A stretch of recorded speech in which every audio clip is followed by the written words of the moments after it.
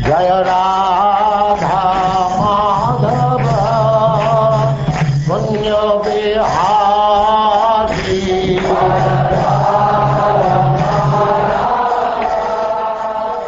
And now chapter 13. King Indra afflicted by sinful reaction.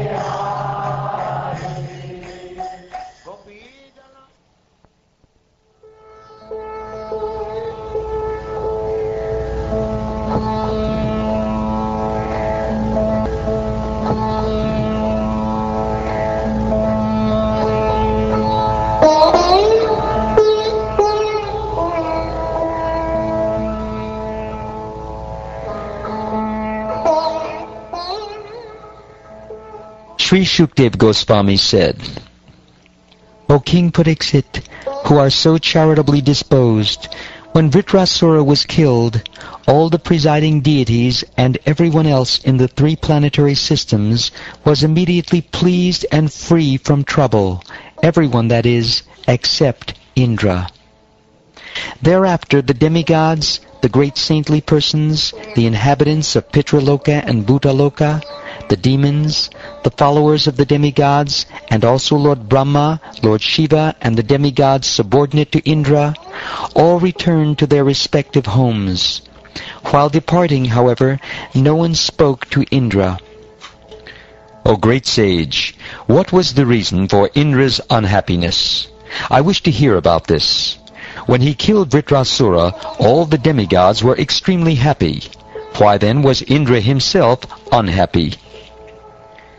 When all the great sages and demigods were disturbed by the extraordinary power of Vritrasura, they had assembled to ask Indra to kill him. Indra, however, being afraid of killing a Brahmin, declined their request. King Indra replied, When I killed Vishvarupa, I received extensive sinful reactions, but I was favored by the women, land, trees, and water. And therefore I was able to divide the sin among them. But now, if I kill Vritrasura, another Brahmin, how shall I free myself from the sinful reactions?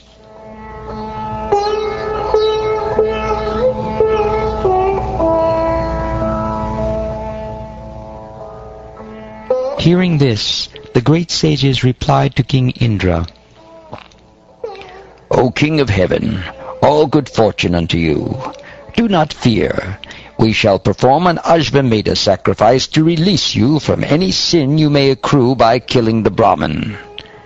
O King Indra, by performing an Ashvamedha sacrifice, and thereby pleasing the Supreme Personality of Godhead, who is the Supersoul, Lord Narayan, the Supreme Controller, one can be relieved even of the sinful reactions for killing the entire world, not to speak of killing a demon like Vritrasura.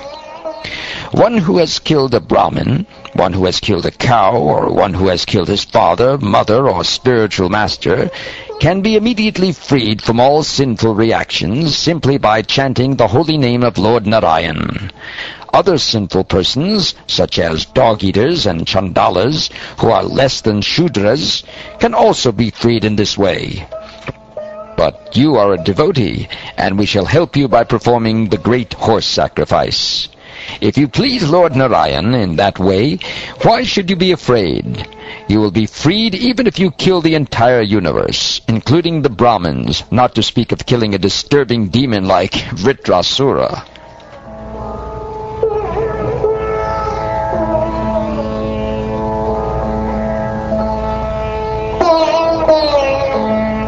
Encouraged by the words of the sages, Indra killed Vritrasura. And when he was killed, the sinful reaction for killing a Brahmin, Brahma Hatya, certainly took shelter of Indra.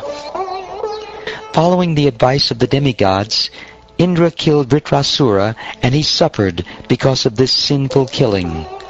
Although the other demigods were happy, he could not derive happiness from the killing of Vritrasura. Indra's other good qualities, such as tolerance and opulence, could not help him in his grief. Indra saw a personified sinful reaction chasing him, appearing like a Chandala woman, a woman of the lowest class. She seemed very old, and all the limbs of her body trembled. Because she was afflicted with tuberculosis, her body and garments were covered with blood. Breathing an unbearable fishy odor that polluted the entire street, she called to Indra, "Wait! Wait!" O king, Indra first fled to the sky, but there also he saw the woman of personified sin chasing him. This witch followed him wherever he went. At last, he very quickly went to the northeast and entered the Manasa Sarovara lake.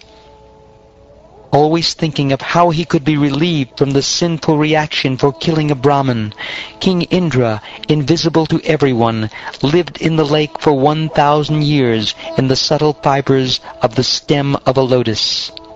The fire god used to bring him his share of all the yagyas, but because the fire god was afraid to enter the water, Indra was practically starving. As long as King Indra lived in the water, wrapped in the stem of the lotus, Nahusha was equipped with the ability to rule the heavenly kingdom due to his knowledge, austerity, and mystic power. Nahusha, however, blinded and maddened by power and opulence, made undesirable proposals to Indra's wife with a desire to enjoy her. Thus Nahusha was cursed by a Brahmin and later became a snake. Indra's sins were diminished by the influence of Rudra, the demigod of all directions. Because Indra was protected by the goddess of fortune, Lord Vishnu's wife, who resides in the lotus clusters of Manasa Sarovara lake, Indra's sins could not affect him. Indra was ultimately relieved of all the reactions of his sinful deeds by strictly worshipping Lord Vishnu. Then he was called back to the heavenly planets by the Brahmins and reinstated in his position. O king, when Lord Indra reached the heavenly planets, the saintly Brahmins approached him and properly initiated him into a horse sacrifice, or Ashvamedha Yajna, meant to please the Supreme Lord. The horse sacrifice performed by the saintly Brahmins relieved Indra of the reactions to all his sins because he worshipped the Supreme Personality of Godhead in that sacrifice. O king, although he had committed a gravely sinful act, it was nullified at once by that sacrifice, just as fog is vanquished by the brilliant sunrise. King Indra was favored by Marichi and the other great sages. They performed the sacrifice just according to the rules and regulations, worshipping the Supreme Personality of Godhead, the Supersoul, the original person. Thus Indra regained his exalted position and was again honored by everyone. In this very great narrative, there is glorification of the Supreme Personality of Godhead, Narayan. There are statements about the exaltedness of devotional service. There are descriptions of devotees like Indra and Vritrasura.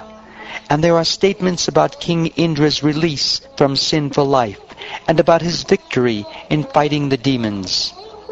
By understanding this incident, one is relieved of all sinful reactions. Therefore, the learned are always advised to read this narration. If one does so, one will become expert in the activities of the senses, his opulence will increase, and his reputation will become widespread. One will also be relieved of all sinful reactions. He will conquer all his enemies, and the duration of his life will increase. Because this narration is auspicious in all respects, learned scholars regularly hear and repeat it on every festival day.